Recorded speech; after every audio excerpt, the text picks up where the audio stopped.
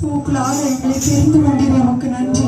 வேதம் சொல்லுகிறது, நீங்கள் என்னை தெரிந்து கொள்ளவில்லை, நான் உங்களை தெரிந்து கொண்டேன் என்று சொல்லி அவர் நம்மை உலக தோற்றத்துக்கு முன்னமே தெரிந்து கொண்டிருக்கிறார். அவருடைய அன்பின் கயிறுகளினாலே ஆண்டவர் நம்மை இழுத்து கொண்டிருக்கிறார். அவர் நம்மையில வைத்த அன்பை நினைத்து அவருக்கு நாம் நன்றி சொல்லி அவரை ஆராதிப்போம்.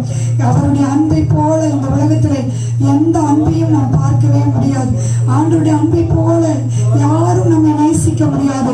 அவர் எப்போதும் நம்மை வைத்திருக்கிற அன்பிலே அவர் மாறாதவராய் இருக்கிறார். முடிவு பரியந்தமும் கர்த்தர் உங்க மேல என் மேல அன்பு வைத்திருக்கிறார். ஆண்டவர் நம்மை எவ்வளவாய் நேசித்திருக்கிறார்.